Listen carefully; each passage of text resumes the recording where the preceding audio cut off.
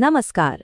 आज हम एक ऐसे प्रतीक के पीछे की कहानी में उतरेंगे जिसे हम रोज देखते हैं और साथ ही जानेंगे इतिहास के सबसे महान साम्राज्यों में से एक के बारे में। अपने नोटों और सिक्कों पर बने इन शेरों को तो हम सबने देखा है ना? पर क्या कभी ये सवाल मन में आया कि भाई ये शेर यहाँ कर क्या रहे हैं?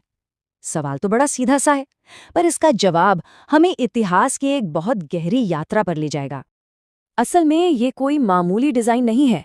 इन शेरों को पत्थर से तराश कर सारनाथ में एक बहुत बड़े पिलर यानी स्तंभ पर लगाया गया था, और यहीं से शुरू होती है हमारी कहानी जो हमें एक महान साम्राज्य तक ले जाती है। तो चलिए अब इस सवाल का जवाब ढूंढने के लिए इतिहास में थोड़ा पीछे चलते हैं। और इस प्रतीक के पीछे जो कहानी है वो जुड़ी है इतिहास के सबसे महान शासकों में से एक सम्राट अशोक से, और उनका नाम जुड़ा है एक बहुत ही विशाल साम्राज्य मौर्य साम्राज्य से।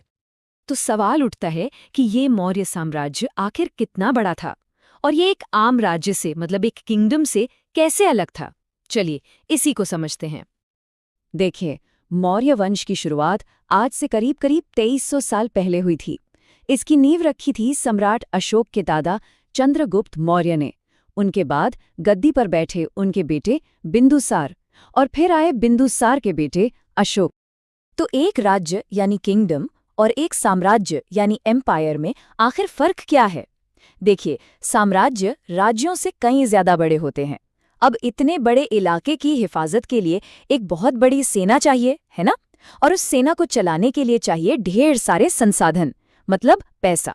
तो राजाओं के मुकाबले सम्राटों को कई ज्यादा रिसोर्सेज और टैक्स इकट्ठा करने वाले अधिकारियों की जरूरत पड़ती थी। अगर मौर्य साम्राज्य के बड़े शहरों की बात करें तो राजधानी पाटलिपुत्र तो थी ही, लेकिन तक्षशिला और उज्जैन जैसे शहर भी बहुत अहम थे। क्यों? क्योंकि तक्षशिला नॉर्थ वेस्ट और सेंट्रल एशिया का गेटवे था, मतलब आने जाने का रास्ता, और वहीं उज्जैन नॉर्थ इंडिया से साउथ इंडिया जाने वाले रास्ते पर पड़ता था।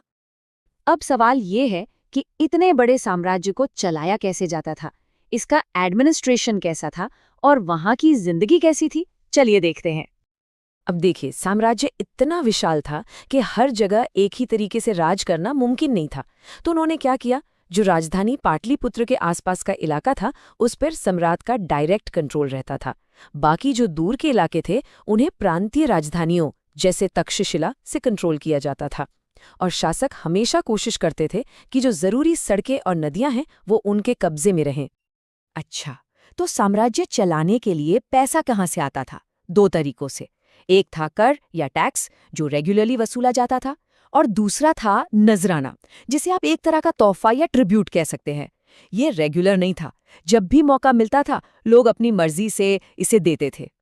एक यूनानी एम्बेसडर थे मेगास्थनीज, उन्होंने जो लिखा है उससे सम्राट की जिंदगी की बड़ी दिलचस्प तस्वीर सामने आती है। जरा सोचिए, सम्राट सोने की पालकी में चलते थे, उनके चारों तरफ हथियारबंद महिला गार्ड्स होती थी। खाना खाने से पहले एक खास नौकर उसे चखता था ताकि कोई जहर न मिला दे, और तो और वो कभी भी लगातार 2 रात एक ही कमरे में नहीं सोते थे। कमाल है ना? चलिए अब कहानी के उस मोड़ पर आते हैं जो सबसे अहम है, वो पल जिसने सब कुछ बदल कर रख दिया, सम्राट अशोक का हृदय परिवर्तन।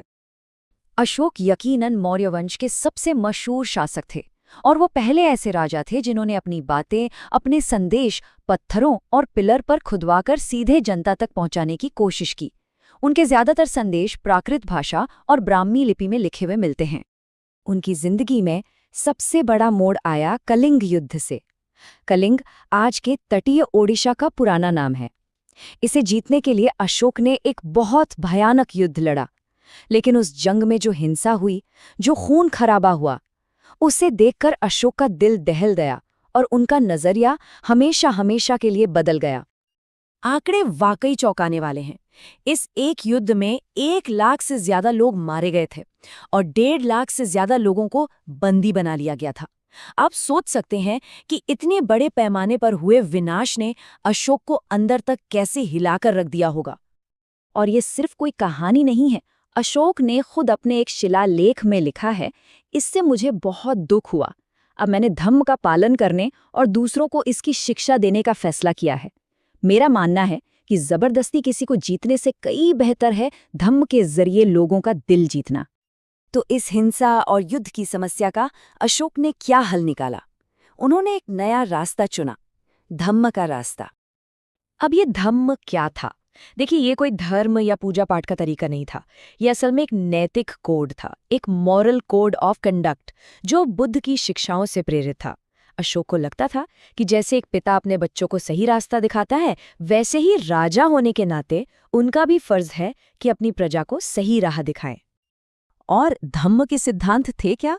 बहुत ही सीधे और सरल, जैसे दासों और नौकरों के साथ अच्छा व्यवहार करना, अपने बड़ों की इज्जत करना, हर जीव पर दया करना और सबसे जरूरी बात, दूसरे धर्मों का सम्मान करना। अशोक का साफ मानना था कि सिर्फ अपने धर्म की बढ़ाई करना और दूसरे के धर्म की बुराई करना दोनों ही गलत हैं। और अपने इस संदेश को फैलाने के लिए अशोक ने बहुत काम किया। उन्होंने धम्म महामात नाम के अधिकारी नियुक्त किए जो लोगों को सिखाते थे। अपने संदेश चट्टानों और स्तंभों पर खुदवाए। उन्होंने अपने दूत सीरिया, मिस्र, ग्रीस और श्रीलंका जैसे दूर दराज के देशों में भी भेजे।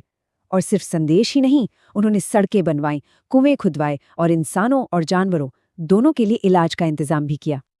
तो चलिए, अब हम वापस आज के समय में लौटते हैं और ये देखते हैं कि अशोक का ये हजारों साल पुराना संदेश आज हमारे लिए क्या मायने रखता है। तो अब हम लौटते हैं अपने पहले सवाल पर, हमारे नोटों पर शेर क्यों है? सारनाथ के उस स्तंभ पर बने ये शेर, जिन्हें आज़ाद भारत ने अपना राष्ट्रीय प्रतीक बनाया, वो अब सिर्फ एक राजा की जीत का निशान नहीं है। ये इस बात का प्रतीक है कि असली जीत जबरदस्ती से नहीं, बल्कि धम्म से, शांति और सहनशीलता से लोगों का दिल जीतने में है। तो अंत में बस एक सवाल छोड़ जाते हैं, क्या अशोक के सहिष्णुता और शांति के ये संदेश आज की दुनिया के लिए भी उतने ही जरूरी, उतने ही प्रासंगिक हैं? इस पर विचार जरूर कीजिएगा।